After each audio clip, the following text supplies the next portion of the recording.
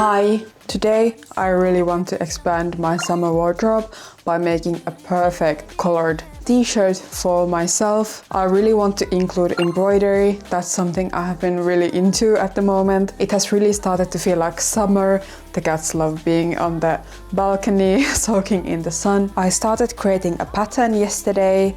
I made the bodice part. I have not yet patterned the sleeves for this shirt, and I have not yet sewn the collar onto this shirt, so that's what I'm gonna start doing now. Look what a perfect corner I was able to make on my collar.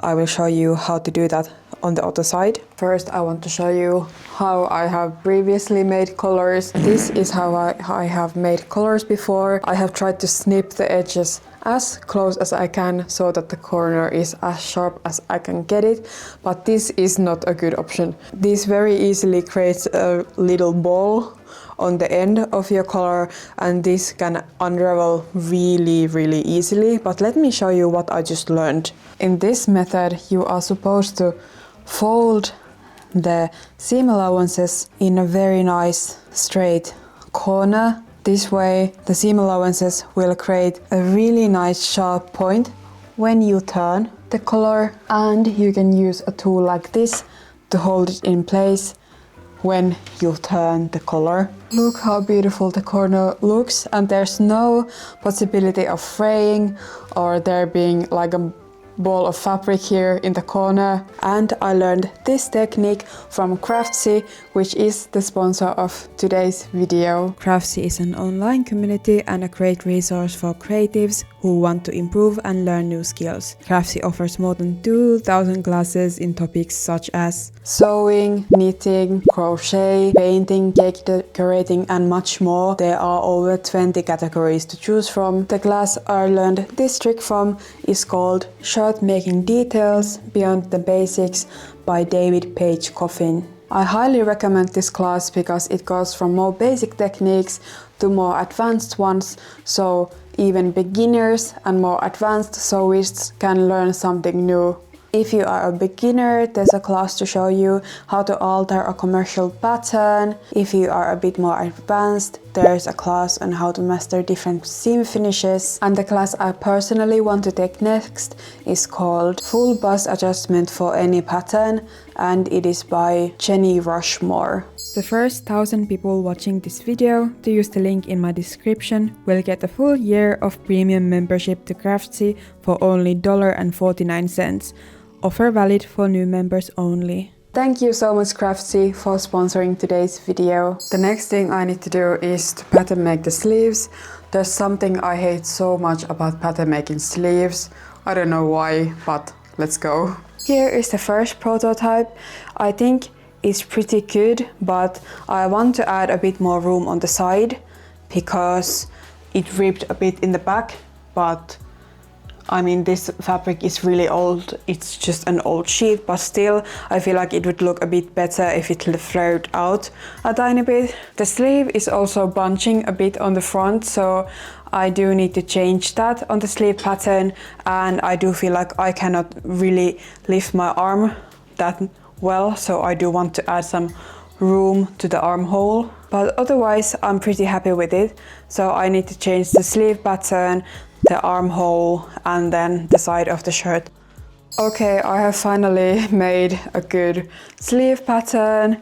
I'm very happy with this one, so I will now move forward to altering the bodice pattern, and then I can start cutting the fabric. The patterns are now done and I want to show you what I'm working with. These are the patterns for the front. So there's 3 pieces for the front, and then there is also the button placket. Here is the pattern for the collar and the collar stand. Here is the sleeve, and then the 2 patterns for the back. The fabric I have for this project is this lightweight cotton fabric, and I actually used it for a skirt I did recently, and I hope that the leftover fabric is enough for this top. I have cut all the pieces now, and I added some interlining to the collar stand, collar and the bottom placket, and now I will start sewing. But before sewing I had to overlock all the edges of my fabric pieces. when you overlock, you always get these little threads at the end, and you are supposed to put them back into the overlocked seam with a needle. It's super tedious and I hate doing it, but it will make it last longer, the overlock seam. And I'm planning on wearing this shirt a lot, so I really need to do this step. Wish me luck. Okay, perfect. All of these are now finished nicely, and now I can start to iron the pieces, and then I can start sewing. Someone is watching me iron. You're so cute in the sun. I feel like most people don't even realize how much time and effort goes into sewing. There's so much prep work to even get to the point you can actually sew. You need to pattern make, you need to iron your fabric, you need to cut your fabric, you need to prep your edges with overlocking if you want to do that, or with bias tape, whatever. There's like so much stuff to do before you can even sew. But I do enjoy the process when I'm not in a hurry. When I'm in a hurry, then it can be really stressful to have all these things you need to do.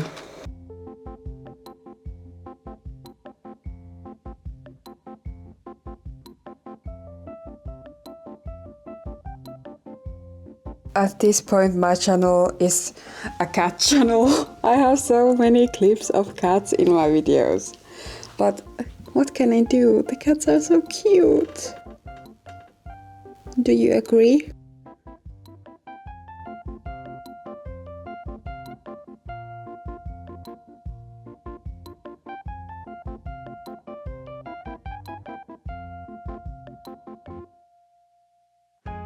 I will finish these seams with bias tape, since these will be opened, because this will have the buttons, and I think that will be the best way to cover this raw edge. I have sewed the collar now and also the front panel. I will start working on the back now.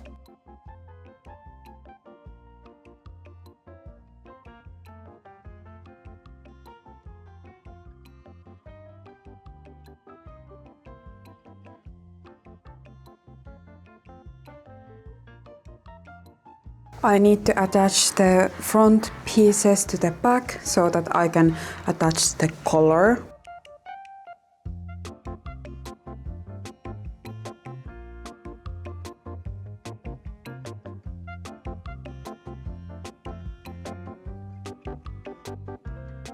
I have attached the first side of the collar stand to the neckline of the top. Now I need to attach the second side, and I have ironed the seam to have 1 centimeter of seam allowance, and I will do a ditch in a stitch right here, and it will create a nice and beautiful finish on both of the sides. I sewed the collar, but it was not perfect, so I need to do it again. This is a very hard step in my opinion, to get it looking as good as you can. Obviously, I'm making this just for me. It wouldn't have to be perfect, but I do want to try to make it perfect. Let's see if I can make that happen. What I just realized is that I can just hand paste it on and then sew it. It will make everything so much easier. I mean, it's more time consuming, but it's not as time consuming as using pins and then you having to unpick it and then do it again and again and again.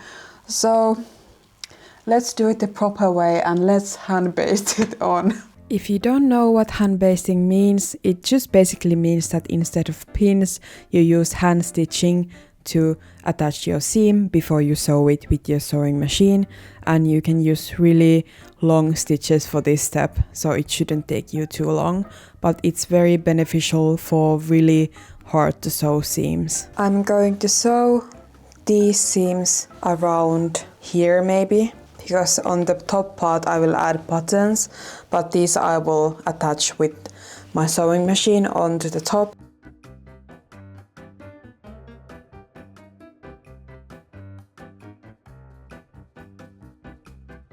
I ran into a huge problem with this top. I just tried it on and it's too small for me. I could get it on, but it was super tight. And I don't know what happened because my prototype fit me perfectly. So I really need to check this now, look at all the seams and figure out why is this so much smaller. My main theory is that when I made the prototype, I did not iron the fabric before I cut it, so maybe it had more ease than this, because this I cut super carefully, so I'm a bit concerned. Let me try to figure this out. Okay, I think I fixed the problem. It fits me now. I still have to attach the collar and stuff, but one of the side seams were extremely warped, so that's what happened. I also think I found the reason for this not fitting the way I wanted it to, is that some of my seams have 1.5 centimeter seam allowance when I sewed them, and these should be 1 centimeter, so I need to fix this, especially on the back. It's like really noticeable here that these are too wide. I ended up sewing the seams again, and I seam ripped the old ones so that the top would have a bit more room. But my mic decided to run out of battery, and here I was really trying to ask you for some book recommendations because I have been listening to audiobooks while I have been sewing. I also sewed the sleeves and hemmed them.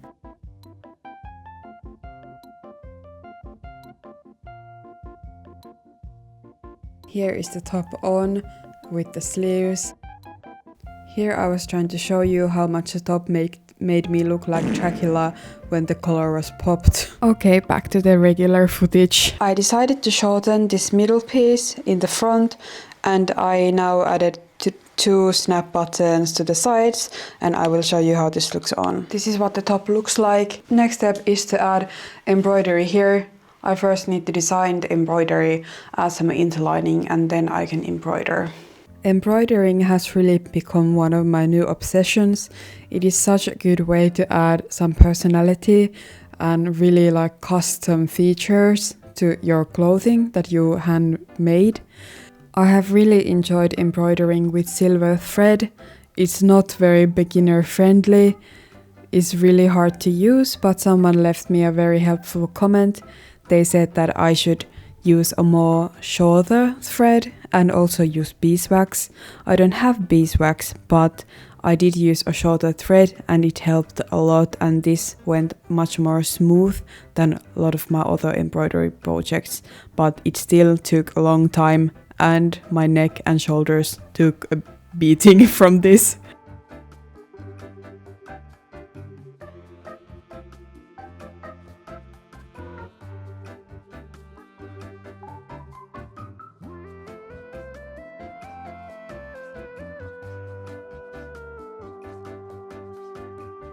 Update. The embroidery is done, and I decided to add 2 buttons on the top as well, and I added my tag, and I also hemmed the back of the shirt because it was uneven. This was longer than these pieces, and that's what I did today. I did it off camera because I really wanted this done.